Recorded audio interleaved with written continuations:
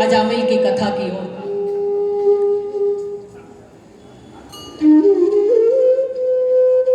एक शास्त्रज्ञ ब्राह्मण, कर्मठ ब्राह्मण जिसका नाम अजामिल, लेकिन उसके साथ भी ऐसा ही हुआ कि एक दिन वो अपने घर की ओर रास्ते से आ रहा था। रास्ते में एक वैश्या को देखा तो उसका मन उसकी ओर आसक्त हो गया और उस वैश्या का नाम था गणिका। और जब मन आसक्त हुआ अजामिल का, उसके सामने उसने प्रार्थना की कि देवी, मैं आपसे विवाह करना चाहता हूं। गणिका से विवाह कर उसको घर ले आया और जो पहली पत्नी और बच्चे थे उनको देखकर गणिका ने कहा कि इस घर में मैं तभी रहूंगी कि जब आप इन सभी को त्याग दें। लेकिन अजामिल की ऐसी आसक्ति गणिका के अंदर थी, उस वैश्या के अंदर थी कि उसने अपनी पत्नी और बच्चों को भी त्याग दिया।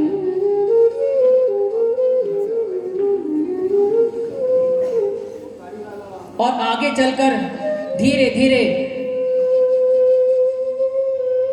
गलत प्रवृत्ति की ओर अजामिल प्रविष्ट हुआ।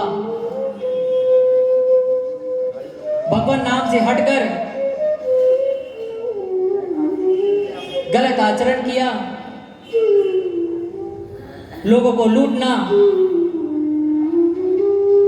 आदि घृणित कार्यों को करना शुरू कर दिया। अब वो अजामिल पंडित से एक डाकू अजामिल बन गए। अब एक दिन की बात है, इस गणिका से अजामिल के 9 संतान उत्पन्न हुई और 10वीं संतान उत्पन्न होने को थी। और देव प्रभाव से अजामिल के गांव से संतों का टोला जा रहा था। संतों ने भोजन की व्यवस्था के लिए पथिकों से रास्ता पूछा तो उन्होंने अजामिल के घर का रास्ता बता दिया। अब गणिका, जो कि पहले के आचरण से थोड़ा बदल चुकी थी, गर्भवती महिला, वो भी भगवत आराधना में प्रवृत्त हो रही थी। और किस प्रकार उन संतों ने अजामिल के यहाँ भोजन प्रसाद ग्रहण किया। अजामिल उस समय घर पर नहीं था और संतों ने उसकी पत्नी गणिका की सेवा भाव से प्रसन्न होकर उसे वर मांगने को कहा। इतने में अजामिल का आगमन होता है और अजामिल ने जैसे ही संतों को घर पे आए देखा तो उसका जो मन है क्रोध से संतप्त हो उठा। अब अजामिल का जो कि मन और विचार दोनों ही अब सही रास्ते पे नहीं था, लेकिन कहते हैं कि कहीं ना कहीं संतों का दर्शन और सत्संग कभी ना कभी उस गोविंद से मिला ही देता है। तो संतों ने उस अजामिल से कहा कि हम एक कामना करते हैं। जो अजामिल किसी की बात नहीं सुनता था, जिस अजामिल के नाम से सब भयभीत होते थे, आज उसने ध्यानपूर्वक उन संतों की बात को सुना। संतों ने कहा कि अजामिल, जो अब तुम्हारे पुत्र होने वाला है उसका नाम नारायण रखना। संत यह कहकर वहां पे आशीर्वाद देकर चले गए और आगे चलकर अजामिल के 10वीं संतान हुई। अब आसक्ति उस संतान में ज्यादा रही अजामिल को याद आया कि संत बोल के गए थे कि इसका नामकरण नारायण करना है। अजामिल ने उसका नाम नारायण रख दिया। किस प्रकार दिन दिन जैसे ही नारायण बढ़ता चला गया, आसक्ति अजामिल की छोटे बेटे में ज्यादा आने लगी। हर समय नारायण नारायण कहकर पुकारने लगा। और जैसे ही नारायण के प्रति आसक्ति भाव जागृत हुआ तो गलत कार्यों से उसका मन अपने आप ही हटने लगा। अजामिल का जाने का समय आया और यमराज के दूतों का आगमन हुआ।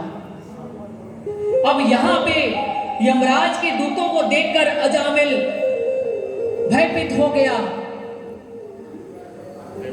वृद्धावस्था में अजामिल पड़ा हुआ है और उसने अपने छोटे बेटे की पुकार लगाई, नारायण नारायण मुझे बचाओ।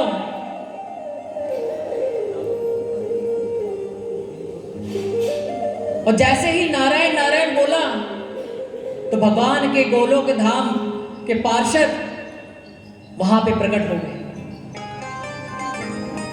अब इधर भगवान के पार्षद आ गए और उधर यमदूत। दोनों के बीच वार्तालाप चल रहा है। पार्षदों ने कहा कि इसने हमारे प्रभु का सिमरन किया है।